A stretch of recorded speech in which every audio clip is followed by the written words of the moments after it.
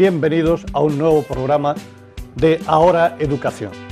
La Ley de Educación de 2006 recoge las necesidades educativas de los niños de altas capacidades y superdotación intelectual, pero la realidad en las aulas dista mucho del código legal.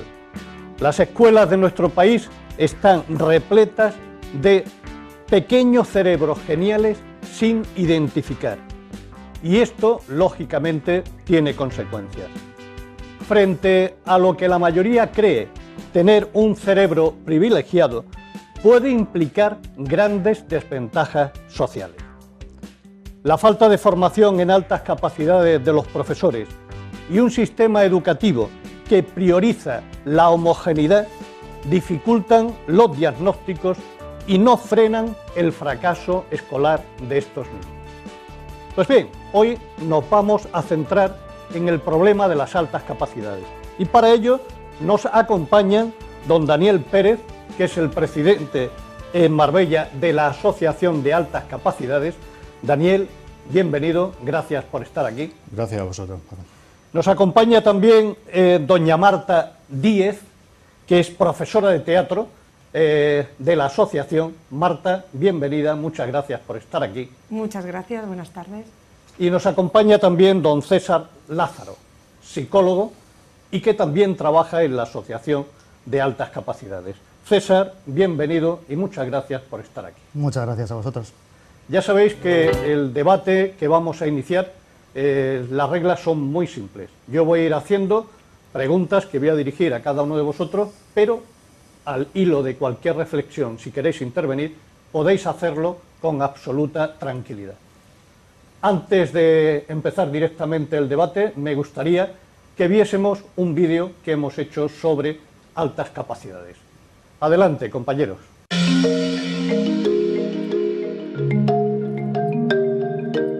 De cada 100 personas, 2 o 3 tienen una mente maravillosa, pero ser superdotado ¿es el paraíso o es el infierno? Las altas capacidades intelectuales hacen pensar y sentir de otra manera.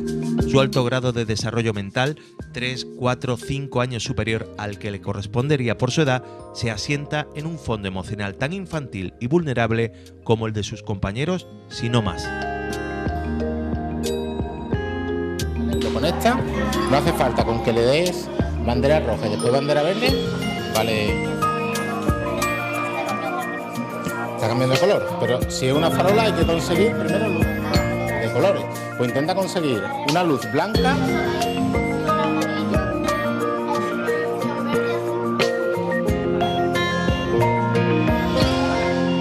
Ellos están encantados porque para ellos es un sitio donde ven niños como ellos, donde no se sienten diferentes y además aprenden cosas muy diferentes. Son cosas bastante lúdicas que además les aportan mucho enriquecimiento y eso a ellos les tiene mucha inquietud.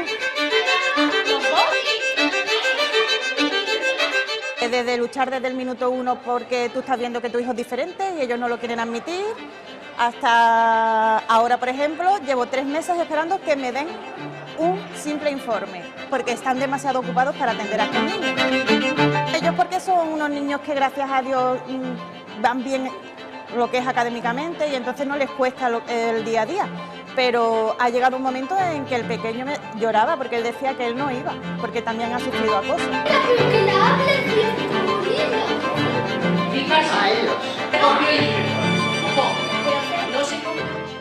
A mí me lo recomendaron a través de otros padres que ya lo conocían. E incluso hubo una orientadora que también me lo comentó y me dijo que lo trajese. Y entonces, una vez que el grande ya estaba dentro y yo vi lo maravilloso que era todo esto para ellos, pues con el pequeño ni lo pensé. El sistema no sabe muy bien qué hacer con los superdotados, pese a que, sobre el papel, se ofrece la posibilidad de ampliarles o enriquecerles el temario, añadirles 2 asignaturas e incluso pasarles de curso. La alternativa pasa por mejorar la formación del profesorado y aumentar las clases extraordinarias de enriquecimiento escolar, y esa es exactamente la propuesta de ACM, Altas Capacidades de Marbella. Claro, claro, y ponerle un operador de igualdad, o de mayor o de menor. Si es mayor, ¿qué tal? Así, muy bien. Venga, va.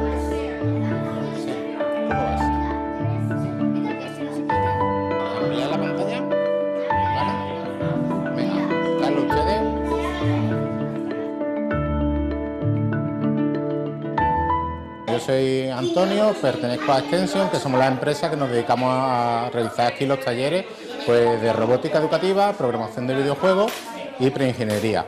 Y hoy pues los alumnos están trabajando con el MBOT, que es uno de los tipos de robots que nosotros usamos, y cada día, cada sesión, les vamos proponiendo retos y construcciones distintas. Tenemos aquí un par de alumnos que están muy atareados haciendo no sé qué. ¿Cuál es tu nombre?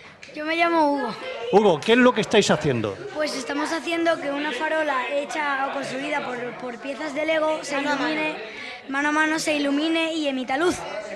Ajá, ¿y tu nombre es? Carlos Oliver. Pues lo que estamos haciendo es que queremos que estas luces LED que hay aquí, estas luces LED se enciendan, y aquí estamos utilizando como lo estamos programando y por ejemplo ponemos 255 de verde, 255 de azul, 255. Eso es potencia. De rojo. Está bien que me lo expliques porque yo no tengo ni idea de estas cosas, así que está muy bien. Bueno, y entonces nosotros, o sea, el único límite que hay aquí es imaginación y tiempo. Bueno, Pero de imaginación hay de sobra, ¿no? Sí, hay de sobra. Aquí en estas clases sí. Hoy le hemos propuesto hacer una farola, cada uno interpreta la farola que ellos ven conveniente para que desarrolle un poco la creatividad a partir de unas piezas estándar. Cada uno desarrolla su propia farola. Nosotros, ahora nuestro propósito es que se encienda, ya se ha encendido antes, pero ahora vamos a intentar como una luz más blanquecina y ese es nuestro propósito por ahora. Este tipo de robot es parecido a un mecano y con tornillos y tuercas y placas pues van realizando la construcción. Encima de la farola le ponen una placa que tiene 4 diodos LED, 4 LEDs RGB. Y después lo que tienen que hacer es, primero vamos proponiendo de retos más sencillos hacia más complejos. Primero es simplemente encender la farola, después usar el sensor de luz para, en función de la luz ambiental que haya, pues si es de día, pues detecta que hay luz ambiental, con lo cual la farola está apagada. Conforme va oscureciendo, pues la farola cada vez se va iluminando con más intensidad. Y por último, el último reto es usar el sensor de ultrasonido para detectar presencia, de tal manera que cuando pase algo, algún objeto, alguna persona en teoría, delante del sensor, pues se enciende automáticamente la luz. Con lo cual pues conseguiría un ahorro de energía porque la farola estaría apagada si no hace falta y cuando detecta movimiento es cuando se enciende. Esto suena tremendamente divertido. ¿Os divertís con esto, Hugo? Sí, nos divertimos mucho porque ponemos en práctica nuestra imaginación y podemos como modificar los colores que hacemos con la farola. Entonces le podemos poner cualquier potencia, como 50 o 3 de cualquier color, y podemos mezclar colores para sacar otros. Por ejemplo, si aquí no hay verde, mezclamos 2 colores y nos puede salir verde. Fantástico, esto es una maravilla. Pues nada, muchachos, muchísimas gracias y seguir con vuestro trabajo.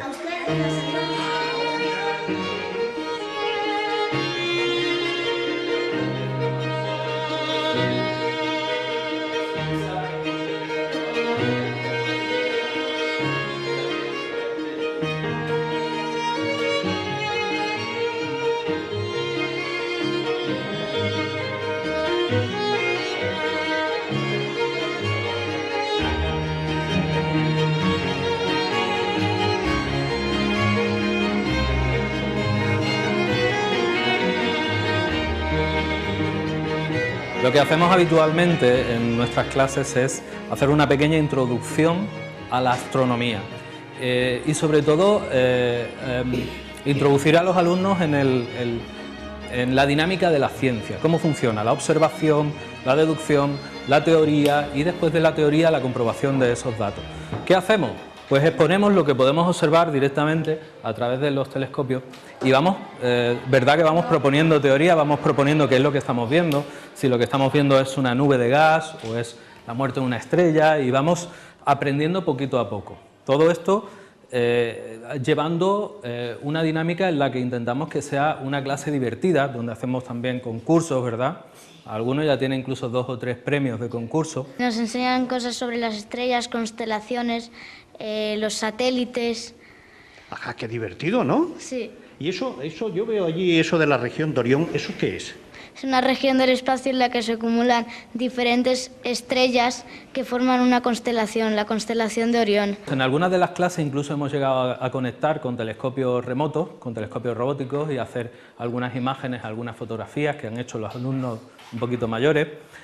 Con ellos, que son un poquito más pequeños, estamos introduciéndonos ya en temas bastante complejos, como es la evolución de las estrellas, cómo nacen o cómo mueren.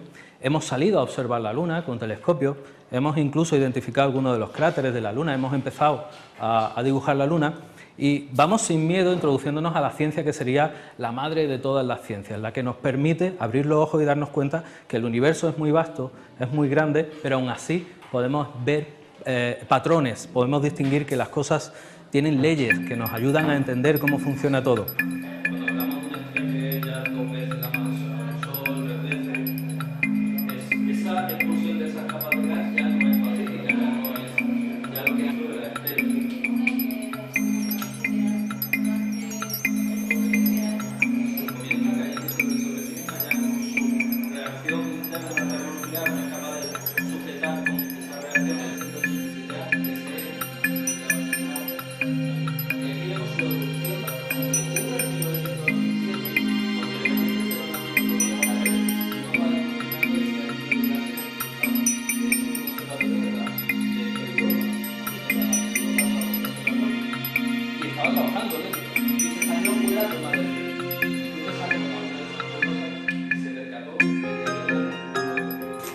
En el taller de enriquecimiento lo que hacemos todos los viernes dentro de la Asociación de Altas Capacidades, les damos la capacidad a los chavales, les damos la oportunidad, traemos normalmente un tema interesante para ellos y les damos la oportunidad de disfrutar de lo que podría ser una clase amena y divertida, donde ellos tengan la oportunidad de expresarse, de participar libremente, de tratar temas que habitualmente en la temática de un curso normal no se puede tratar. De una manera mucho más enriquecedora, precisamente. Enriquecer significa aportar un contenido extra y fomentar la creatividad, tanto cognitiva como de todo tipo de temas, emocional.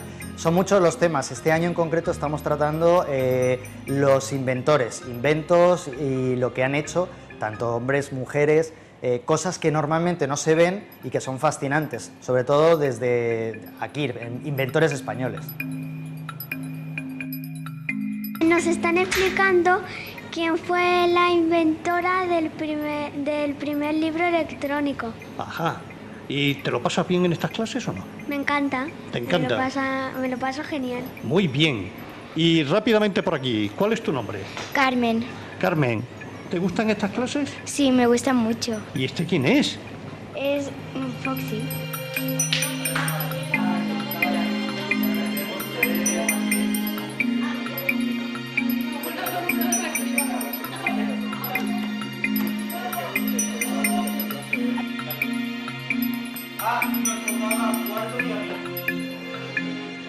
Busco héroes que den sentido a esta historia. Permanece en el cosmos todo aquello que le dije. Bro, quiero entenderte la felicidad en botellas y a veces la compra. Tenemos talleres de lectura y hoy toca un slam poetry. Es la primera vez que lo hago en el taller, porque otras veces hemos hecho algo parecido, pero hoy como slam es la primera vez. Y lo que hacemos es que dejamos a los chicos que organicen todo. Esto es como si fuera un teatro, un club. Y hoy toca que la gente participe en el concurso de slam. Tenemos una serie de poesías de todo tipo, contemporáneas, clásicas, juveniles, raps de mujeres, de poetas españoles, internacionales. Y los chicos van eligiendo la poesía que a ellos les interesa y hacemos una pequeña competición por parejas. Entonces lo que queremos es que ellos emocionen al público, con lo cual, tratándose de un slam, tienen que interaccionar con el público. Yo les he dejado que, como decía, que todos lo organicen. Ellos han acogido al público, se han sentado, han hecho su propio jurado y luego han hecho las parejas. Y luego hemos ido saliendo aquí con el micrófono y cada uno con su poesía la ha recitado, interactuando con el público, y hemos tenido una serie de ganadores y la gente le ha encantado. O sea, yo me he quedado maravillado porque siendo, como digo, la primera vez que lo hacemos. Ellos han funcionado perfectamente, no han tenido ningún tipo de corte, salvo un pequeño corte que ha tenido, pero lo hemos solventado. Y al final todos han participado y se han quedado con muchas ganas porque han decidido que hiciéramos una segunda parte. Así que, como explicaba, esta es una muestra de lo que hacemos en los talleres. Hoy tocaba poesía y hemos hecho un slam poetry. Otro día tocará libros de terror y a lo mejor apagamos las luces y leemos libros de terror. Y otro día pues tocará libros de risa y nos reiremos entre todos. Y así, día a día, taller y taller, y para todas las edades, desde los 6-7 años hasta los 14, 15 o más o menos. Cada grupo de edad va a tener actividades diferentes, pero todas relacionadas con libros, con palabras y con lecturas.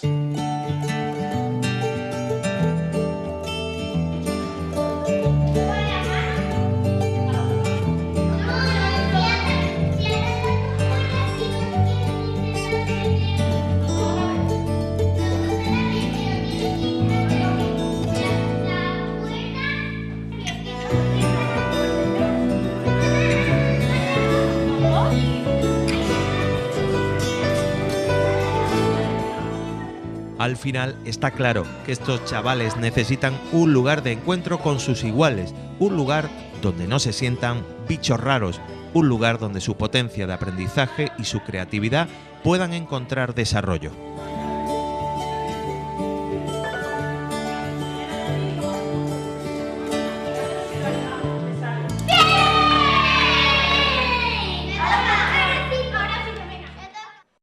Bueno, pues este ha sido nuestro primer acercamiento a las actividades que AC Marbella propone para estos chavales.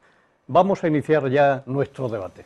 Vamos a empezar por don Daniel, por aquello de ser director o ser presidente de la asociación. Daniel, ¿cómo y para qué nace AECM? ¿Contáis con ayudas oficiales o no? Bueno, nosotros nacimos como grupo de padres.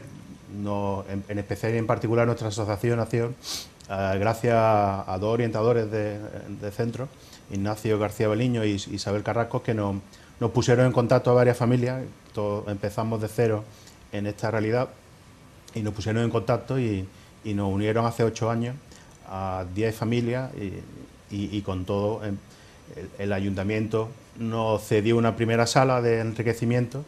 Y a raíz de esa primera sala pues empezamos a rodar.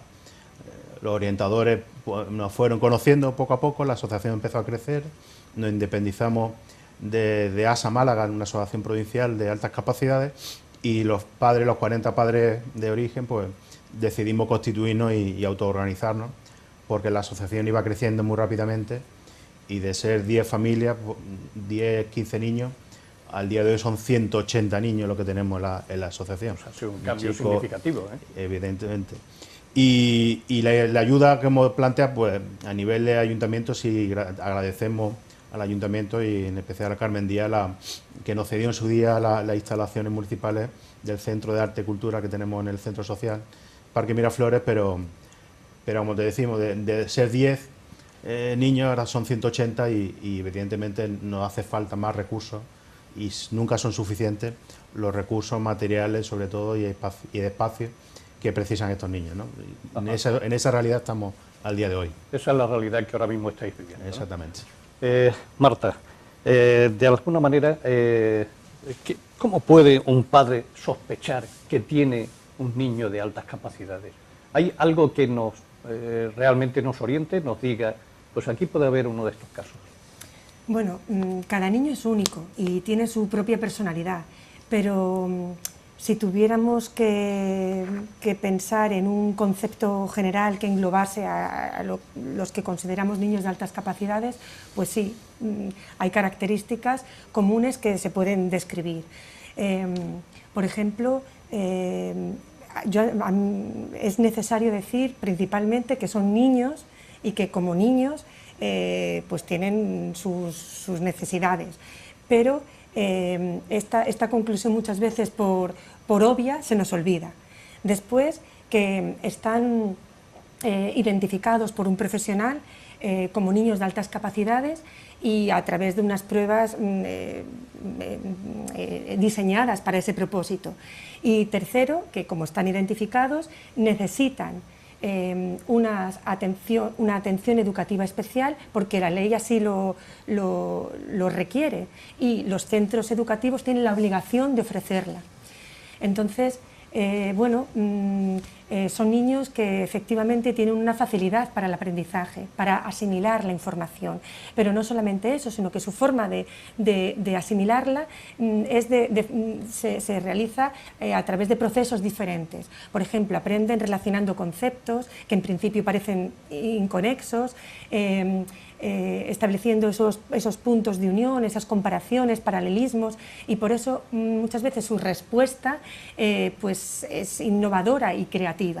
Pero, ¿qué pasa? Si a estos niños no se les identifica y no se les atiende de la forma adecuada, pues que corremos el riesgo de que tengan un alto grado de frustración, de desidia, hastío, aburrimiento, incomprensión, desmotivación, y esto les puede llevar a que se sientan excluidos del grupo.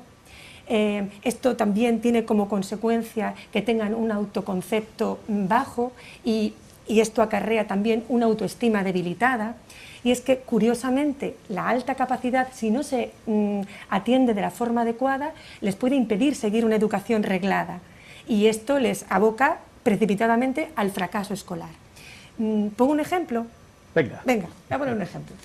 Vamos a imaginarnos un niño de quinto de primaria que se enfrenta con mucha ilusión a su libro de texto de Ciencias Sociales porque es una asignatura que engloba temas de su interés. Y el primer tema, el universo, le apasiona desde que tenía 2 años. Entonces, pero descubre con gran decepción que los contenidos que ahí se recogen son prácticamente los mismos que el curso anterior. Claro, César asiente con la cabeza. Sí, lo estoy viendo. ¿Por qué? Porque para él el curso anterior es como el día anterior, lo recuerda con mucha nitidez. Entonces, y además se desespera pensando que le quedan 2 semanas de clase escuchando lo que ya sabe. No solamente sabe, sino que ya tiene incorporado, que controla. Este sistema de enseñanza quizá para la mayoría de la clase puede resultar interesante, porque si año tras año se repite la misma información, incorporando pequeñas dosis de innovación, pues puede que al final de la etapa de primaria, oye, pues esos conocimientos se han adquirido y se cumple con los objetivos básicos que marca la etapa. Pero para un niño de altas capacidades resulta contraproducente.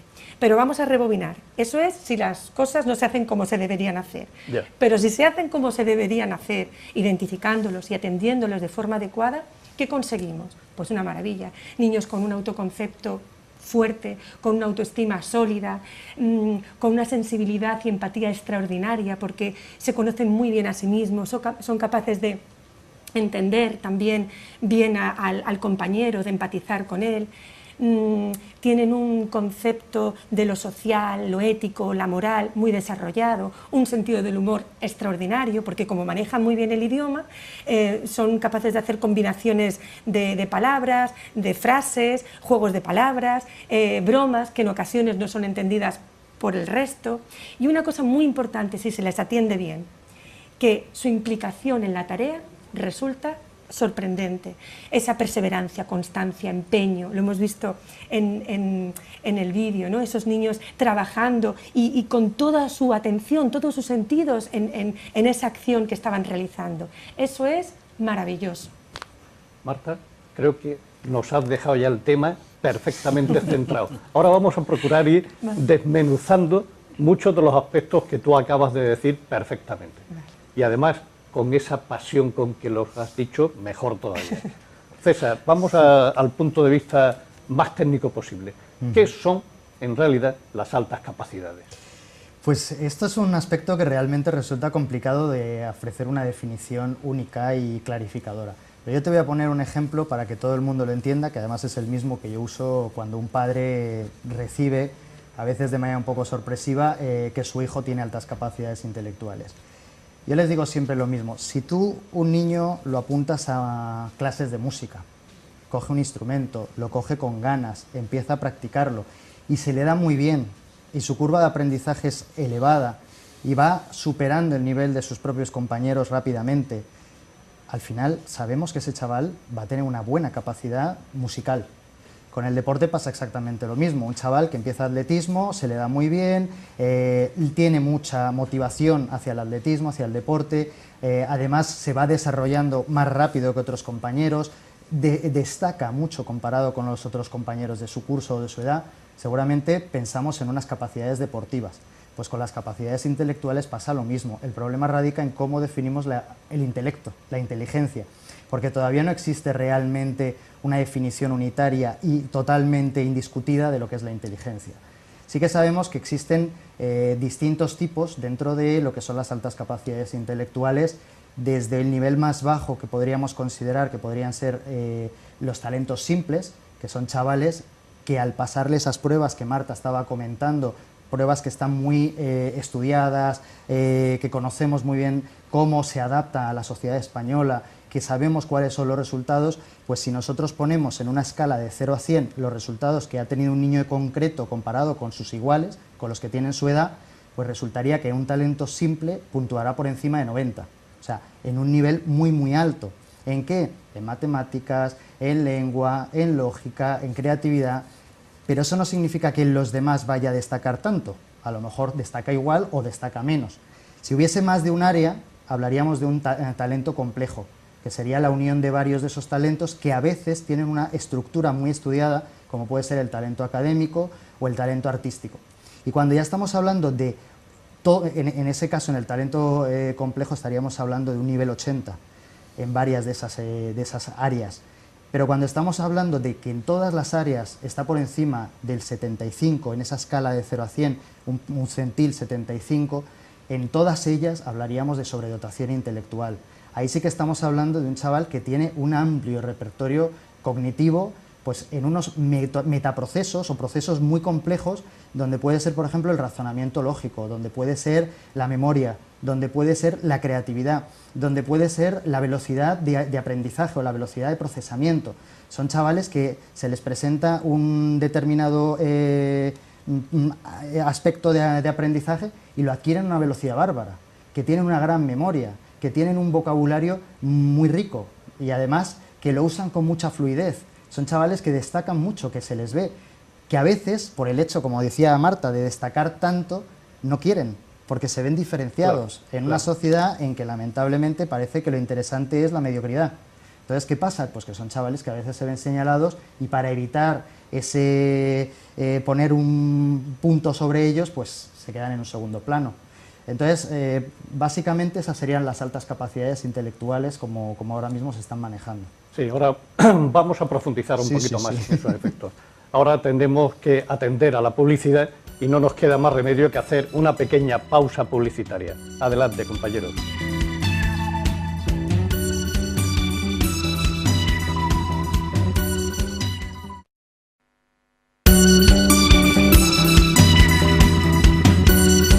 Después de esta pequeña pausa publicitaria, vamos a seguir desmenuzando el tema que tenemos entre manos.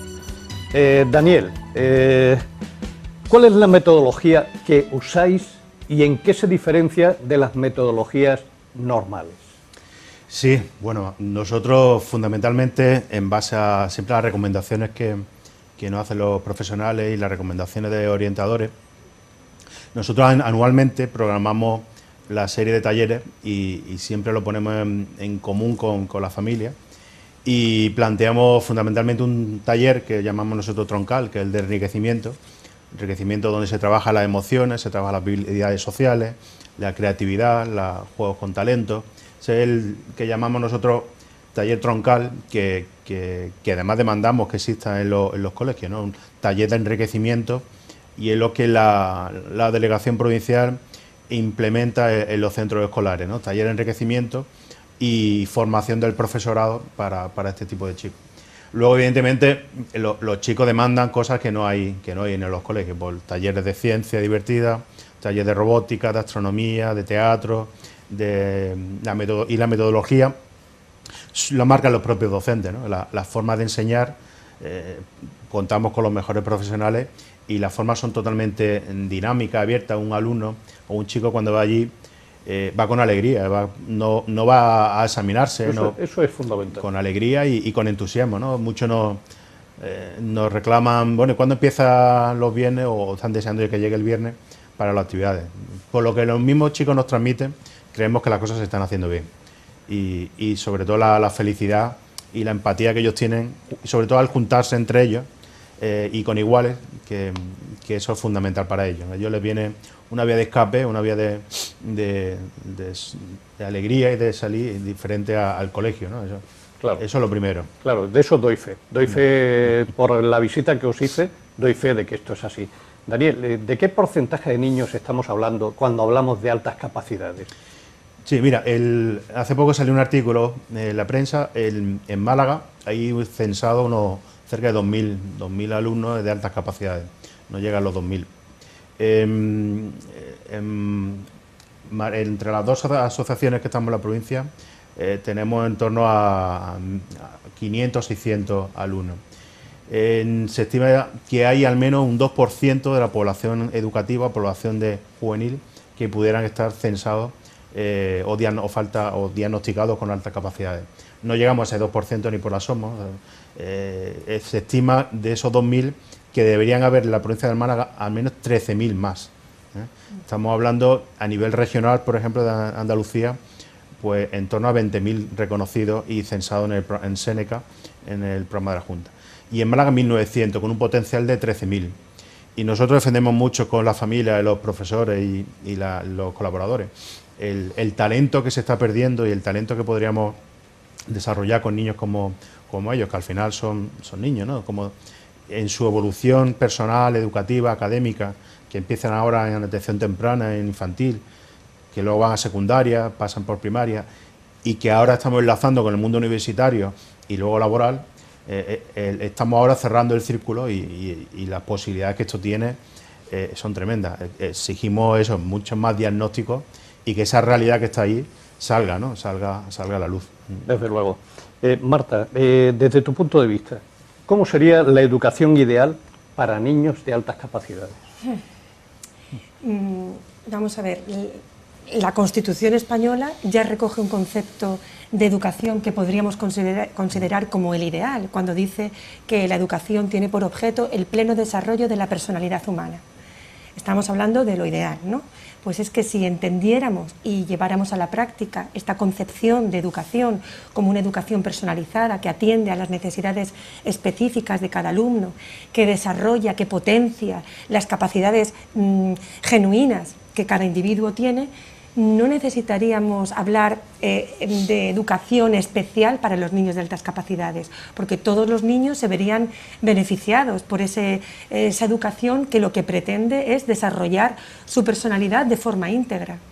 Pero, por ejemplo, en el caso que puse antes de ese niño desmotivado, que estaba decepcionado porque el libro de texto no cubría sus expectativas, ¿qué podría hacer, por ejemplo, ese profesor o profesora ante esta situación? Si está identificado, ¿cómo se le podría abordar, ¿no? el proceso de enseñanza-aprendizaje?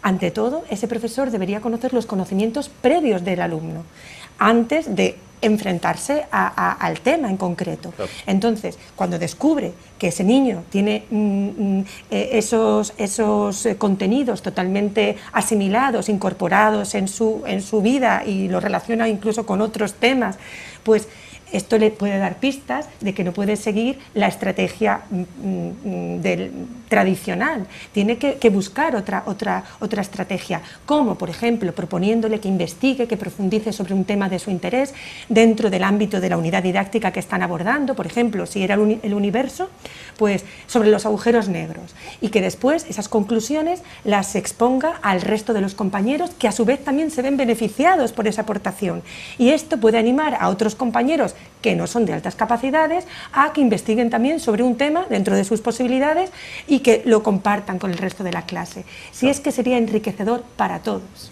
Sin duda alguna. Pero, César, estoy llegando a una pequeña conclusión, no sé si estarás de acuerdo conmigo. Tenemos una cantidad de pequeños cerebros geniales que se nos pierden por no saber identificarlos. Sí. Y además tenemos una cantidad de profesionales que no encuentran trabajo aquí y que tienen que irse a producir fuera. Esto es un fracaso, un pequeño fracaso, ¿no? Como país no invertimos donde debíamos invertir y luego después toda esa inversión que hacemos no nos sirve para que realmente cree riqueza aquí. Totalmente. Más o menos, compartimos esa... Mira, hace muchos años, en un programa de la televisión con Roberto Caballero, yo le decía que en España vamos muy atrasados en el concepto de liderazgo. El concepto de liderazgo, como manejan en Estados Unidos, y de competencia, no de competencia los unos contra los otros, sino de los unos a favor de los otros. Yeah. Esa competencia que todos los países tienen que llevar adelante, porque realmente invertir en la educación es lograr que un país avance, eso desde luego es fundamental. Y aquí en España, personalmente, yo tengo la idea o la sensación de que se ha olvidado, que lo que se busca es la formación básica, pero básica, para que luego no tengamos adultos libres pensadores, sino atados. Y esto es una opinión muy personal y aquí me pillas ya creo que es pringándome mucho. Creo que es una opinión muy personal y compartida con mucha gente.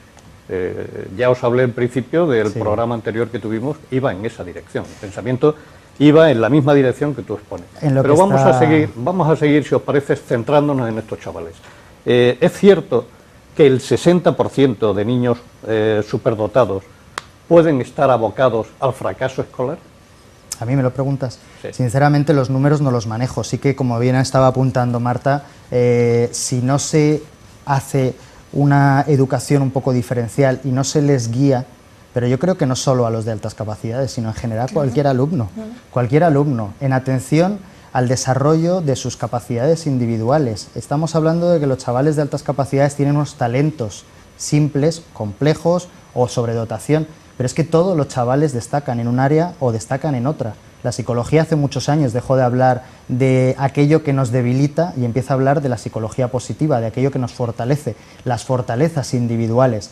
Lo que deberíamos de empezar a pensar es que, como estamos hablando aquí, cada niño tiene unas necesidades educativas específicas y tenemos que ofrecer a cada uno de ellos ese apoyo, que ese apoyo no tiene por qué ser exclusivamente educativo y escolar, puede ser personal, puede ser psicológico, puede ser social, tenemos que ir un poco más allá.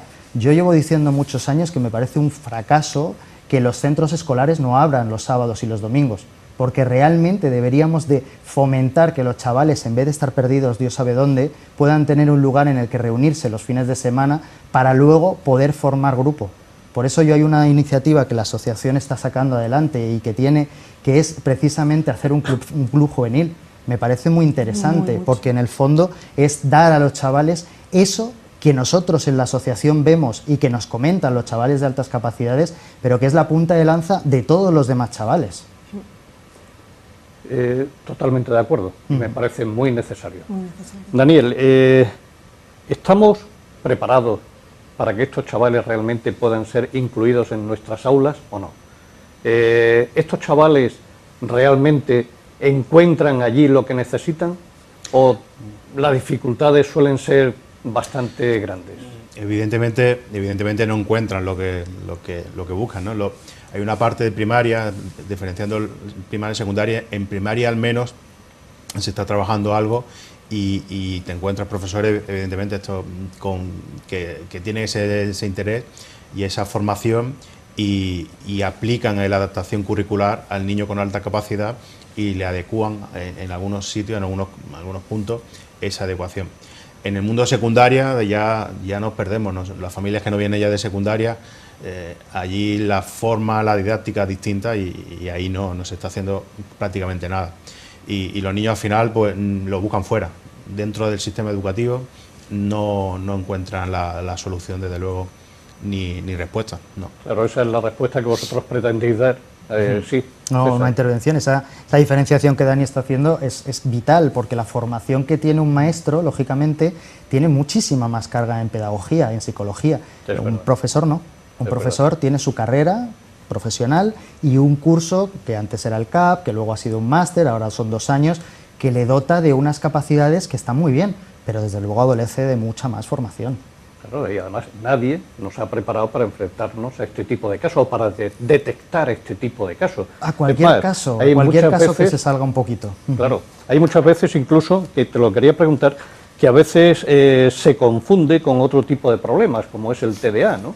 Parece que muchos de estos niños terminan confundiéndolos con... Mira, como estaba yo diciendo que el origen de las altas capacidades realmente es una capacidad cognitiva por encima de lo normal, el área cognitiva es un área más de toda la persona, pero eso no quita que todas sus áreas se desarrollen igual. Por ejemplo, la personalidad, la maduración, el área social, cada uno tiene un desarrollo y ahí sí que tenemos que hablar y no generalizar excesivamente en chavales con altas capacidades. No son todos iguales en absoluto. Por ejemplo, el papel de los padres a la hora de la educación individualizada de sus hijos, a la hora de aceptar ese diagnóstico, a la hora de la motivación hacia el estudio que tienen en esa familia. El grupo social, los amigos o incluso el área donde se desarrolla ese niño puede marcar muchísimo cómo va a ser. Entonces, la comorbilidad, lo que es el hecho de tener un diagnóstico y otros asociados, puede ser muy alta, no tiene por qué ser excluyente. Cuando hablamos de un chaval que tiene altas capacidades y además trastorno por déficit de atención, se habla de doble excepcionalidad, pero en muchos casos se confunde trastornos de espectro autista con altas capacidades. He tenido varios diagnósticos que hay que hacer esa diferenciación. Los padres llegan asustadísimos diciendo, es que me han dicho en el colegio que tiene Asperger, vamos a pasar unas pruebas, vamos a valorar, vamos a hacer una historia clínica completa. Mira, tu hijo no tiene Asperger, no tiene trastorno de red, no tiene ningún autismo, lo que tiene son altas capacidades. ¿Pero eso es malo o es bueno?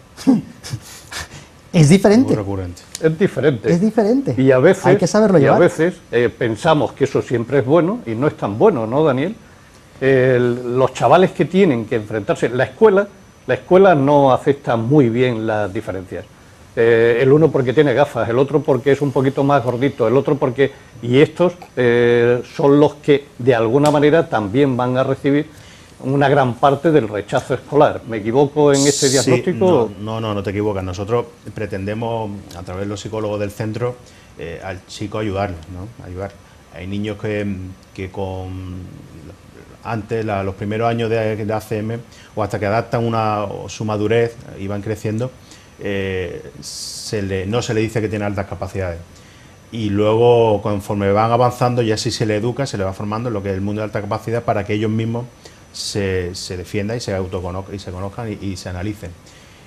Mientras tanto, pues hay episodios, puede haber circunstancias de niños que en esa realidad pueden sufrir ese acoso, pueden sufrir ese vacío o ese aislamiento o esa falta de tacto y con el resto de los compañeros y con profesores. Es muy común, es muy eso en el colegio, ¿verdad?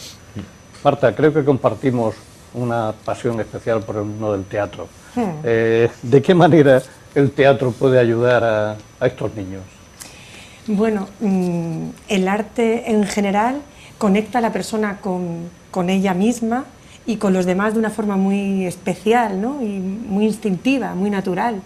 Y el teatro en concreto, pues es que desde sus orígenes tiene una función terapéutica y didáctica, aunque no se persiguiera ese fin como de forma explícita, pero es que forma parte de la naturaleza del teatro. Investiga sobre la condición humana y entonces los niños que hacen juegos teatrales, pues eso es lo que manejan, conocerse a sí mismo, conocer a los demás y no solamente este conocimiento, sino esta expresión de su interior, de su mundo interior, y esto es realmente lo interesante.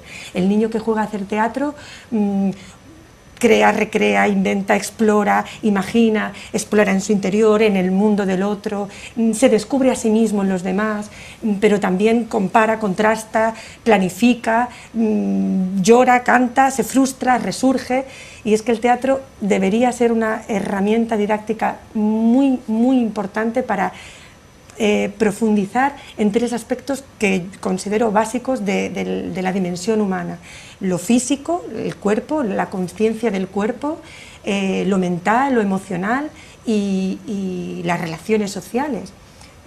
Entonces, Y también podríamos, para ir más allá, el teatro se podría utilizar como una herramienta vehicular para trabajar diferentes aspectos de las materias, desde literatura, historia hasta matemáticas. Por supuesto.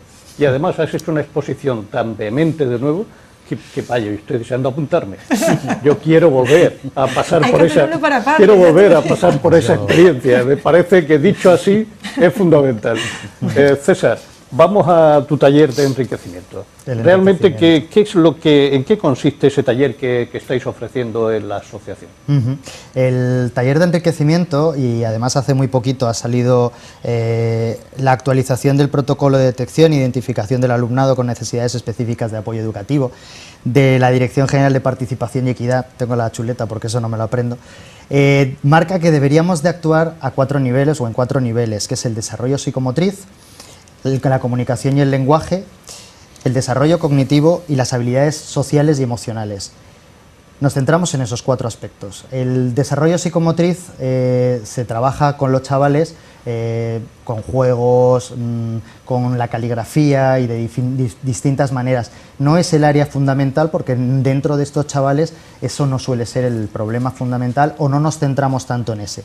En cuanto a la comunicación y el lenguaje hacemos mucho hincapié. Nosotros buscamos que los chavales venzan la vergüenza, que se atrevan a expresar libremente sus opiniones. Nosotros, de hecho, cuando empezamos en la asociación ofrecimos el club de debate, donde los chavales aprendían a argumentar, ese razonamiento que ellos a veces saben hacer, sacarlo fuera y saberlo expresar. La comunicación no solo verbal, sino también no verbal, también les enseñamos. Luego nos centramos también mucho a nivel cognitivo, todo lo que son sus capacidades de razonamiento, de abstracción, todo lo que es fomentar, pues todo lo que es el aspecto cognitivo, ahí hacemos muchísimo hincapié. Como decía en el vídeo, por ejemplo, trayendo temas que habitualmente no se ven en una escuela ordinaria, donde vemos pues inventos, descubridores, quién lo hizo, por qué lo hizo, y les enriquecemos todo ese área cognitiva que ellos mismos en el colegio dicen, me gustaría saber más, o sea, de ahí yo quiero saber más. Nosotros lo hacemos, lo hace también Astrolab, lo hace Marta, lo hacemos todos los profesionales. Y también llevamos un área muy importante que es el desarrollo social y emocional. Ahí hacemos muchísimo hincapié en el conocimiento propio de la personalidad, del autoconcepto, de la autoestima. Hace muy poquito hemos estado hablando con ellos de qué es la autoestima, de qué es la consciencia, de cómo ese pequeño pepito grillo que tenemos todos en nuestra cabeza nos ayuda o nos puede dificultar. También les hacemos mucho hincapié en las emociones, en conocerlas, en reconocerlas, en aceptarlas y en luego saber transmitirlas. Hablamos de, por ejemplo, las habilidades sociales, habilidades para empatizar con los demás, preocuparse por los problemas de los demás, saberlo llevar, saber cómo expresar una crítica, saber cómo aceptar un elogio. Todo eso lo trabajamos en el taller de enriquecimiento. Ajá. ¿Y qué es lo que le vais a ofrecer exactamente en ese campus del verano que estáis preparando? Cualquiera de los dos, Daniel. Pues nosotros, que estamos los padres muy orgullosos del equipo que tenemos, queremos seguir profundizando en verano los talleres que hacemos habitualmente todos los viernes. Pues los mismos talleres de enriquecimiento, de astronomía, de ciencia, de robótica, de teatro, el club de rol o el tema de rol y emprendimiento y gestión personal, profundizar en una quincena o en 2 quincenas esos proyectos personales y que el alumno o el chico o la chica se disfrute de esas 2 quincenas de otra forma. Otro campo totalmente distinto al que habitualmente hay. Daniel, y la gente que quiera entrar en vuestra asociación, ¿qué tiene que hacer? En la asociación, para entrar, el único requisito que pedimos es una evaluación, un diagnóstico de un chico o una chica que esté diagnosticado, un orientador o un psicólogo que diagnostique que su hijo tiene altas capacidades. En el momento que ese informe está, ese diagnóstico está, simplemente nos visita y ya se hace socio si quiere y le ofrecemos los talleres y el elenco de actividades que ofrecemos. Es muy fácil. Lo primero es el diagnóstico, lo que le exigimos a la familia. Ajá, perfecto. No sé si habéis dado cuenta que nos hemos quedado sin tiempo. Que se nos ha agotado el tiempo. No hemos agotado el tema, por supuesto, pero espero poder seguir contando con vosotros en futuras ediciones de Ahora Educación y que sigamos profundizando. Yo os animo a continuar con esa magnífica labor que estáis haciendo y a ustedes les espero la próxima semana que trataremos un nuevo tema educativo.